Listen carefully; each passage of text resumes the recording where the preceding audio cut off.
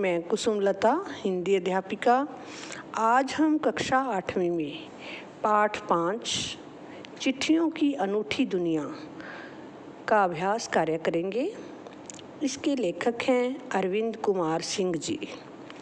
पहला प्रश्न है, पत्र जैसा संतोष फ़ोन या SMS संदेश क्यों नहीं दे सकता?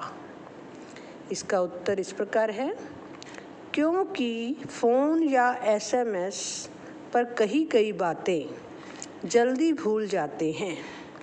इस पर लिखे संदेश को लंबे समय तक संभाल कर नहीं रखा जा सकता। इसलिए फ़ोन या SMS पत्र जैसा संतोष नहीं दे सकते।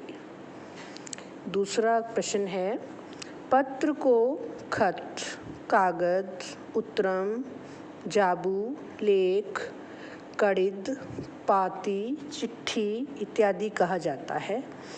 इन शब्दों से संबंधित भाषाओं के नाम लिखिए। इसका उत्तर है, पत्र को उर्दू में खत, कन्नड़ में कागज़, तेलुगु में उत्तरम, जाबू और लेख,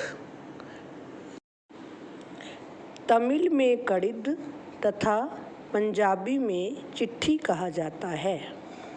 तीसरा प्रश्न है, पत्र लेखन की कला के विकास के लिए क्या क्या प्रयास हुए हैं, लिखिए। इसका उत्तर इस प्रकार लिखेंगे, पत्र लेखन की कला में विकास के लिए स्कूली पाठ्यक्रम में पत्र लेखन का विषय शामिल किया गया। विश्व डाक संघ की ओर से 16 वर्ष से कम आयु वर्ग के बच्चों के लिए 1972 से पत्र लेखन प्रतियोगिताएं आरंभ की गई। अगला प्रश्न है, चौथा, पत्र धरोहर हो सकते हैं लेकिन SMS क्यों नहीं? तर्क सहित अपने विचार लिखें। इसका उत्तर है, क्योंकि पत्रों को हम संभाल कर रख सकते हैं। इसमें लिखी बातें जब चाहे पढ़ सकते हैं, लेकिन SMS का संदेश हम जल्दी भूल जाते हैं। इसे सुरक्षित रख पाना आसान नहीं। SMS द्वारा विचारों को विस्तार से लिखना भी संभव नहीं। इसलिए पत्र धरोहर हो सकते हैं, SMS नहीं। अगला प्रश्न है, क्या चिट्ठियों की जगह कभी फैक्स, ईमेल, टेलीफोन तथा मोबाइल ले सकते हैं? इसका उत्तर है नहीं। यह सब पत्र की जगह नहीं ले सकते, क्योंकि पत्र में जितना चाहे उतना लिख सकते हैं। इन्हें लंबे समय तक संभाल कर रख सकते हैं।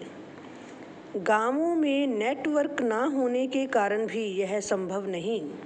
फैक्स, ईमेल की सुविधा भी हर किसी के पास नहीं होती। अब जो हम आगे प्रश्न कर रहे हैं वो पाठ से आगे आपकी पुस्तक में दिए गए हैं। ये प्रश्न पहला है, किसी के लिए बिना टिकट सादे लिफाफे पर सही पता लिखकर पत्र बेरंग भेजने पर कौन सी कठिनाई आ सकती है? इसका उत्तर है, पत्र प्राप्तकर्ता को पत्र तो मिल जाएगा, लेकिन इसके लिए उसे टिकट का मूल्य डाकिये को देना होगा। दूसरा प्रश्न है, पिन कोड भी संख्याओं में लिखा गया एक पता है, कैसे? भारत में पिन कोड 6 अंकों के होते हैं। पिन कोड का पहला अंक भारत देश के क्षेत्र को दर्शाता है। पहले 2 अंक मिलकर इस क्षेत्र के डाक वृत्त को दर्शाते हैं। पहले 3 अंक मिलकर राज्य व जिले को दर्शाते हैं और अंतिम 3 अंक डाक खाने का प्रतिनिधित्व करते हैं।